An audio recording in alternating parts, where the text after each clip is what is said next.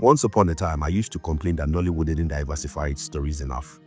One of such subgenres of movies I hope to see a lot more of were Christmas movies. If Hollywood could have its holiday classics people return to every year, why couldn't we? Our own Home Alone, Die Hard, and Elf. We could and we should. Those were my beliefs, and they still are. Even as we started to build a library of Nigeria's own Christmas movies. The one by Kula Fulayo easily comes to mind when you think Christmas from this part of the world. It delivered on everything you'd expect from a movie set against the backdrop of the most popular holiday in the world. If you're hoping we had another one of that kind in our hands with A Danfo Christmas, especially with the similarities in the naming, I'm sorry to break it to you. And let's find out. Stay tuned, yay. Hello film freaks, welcome back to the channel. Today, we're hitching a ride in A Danfo Christmas, the latest entry in the first features project and the second one from director Sebastian Ukwa, who brought us A Father's Love earlier this year. A Danfo Christmas, like the name alludes, says it's a Christmas movie. Sorry for the laugh. Let's see how much of that is true. Please like, share and subscribe to the channel to help us raise money to buy fuel for this Danfo journey. Thank you. A Danfo Christmas follows Akin, a man trying to make ends meet in Lagos. He's got a wife, Ama, and two kids, Justin and Tracy, who are each juggling their own struggles. Teenage rebellion, job losses, the usual family drama stuff.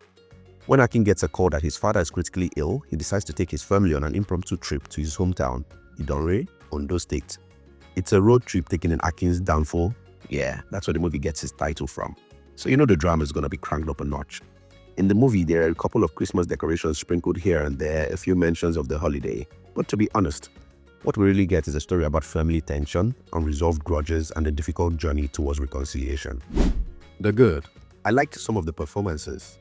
Carole King is a queen anytime, any day. She plays Akin's mother and she owns her role. It is a delight to watch her on screen anytime. The tension she brings to every scene is palpable. She's got the strong, silent presence that makes you feel every ounce of history between her and Akin's family, especially his wife Ama, whom she holds some animosity towards because she blames her for taking her son out of Idanre and from the family business. Whenever Carole King is on screen, you can feel the weight of the family's past and the unresolved bitterness that's been simmering for years. Valerie Odunukwe plays Ama, Akin's wife, and she also delivers a standout performance.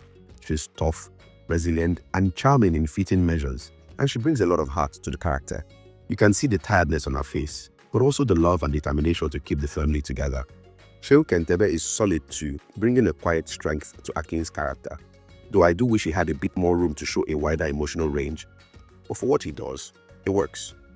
The family dynamic itself is interesting. There's something really relatable about watching these characters try to come together, despite their flaws and past mistakes. The interactions between Ama and Akin's mother, for example, are layered and tense, but there's also the undercurrent of hope that maybe, just maybe, they can find some common ground. And I can't forget about the subplot between Tracy and Joan. It adds a nice touch of sweetness and levity to balance out the heavy-hearted family drama. The bad. The second biggest issue for me in this film is the pacing. The movie is, well, not exactly crazily long, but it is too long for what we got. While there's a lot of emotional depth here and there, it feels like the film kept dragging its feet. There's just a lot of filler in between the moments that matter. And speaking of those emotional moments, they don't quite hit as hard as they should have. The movie introduces some pretty heavy stuff like family betrayal, lost time, and fractured relationships. But then it doesn't fully explore these things. It tries to keep things light and breezy, but sometimes to its own detriment.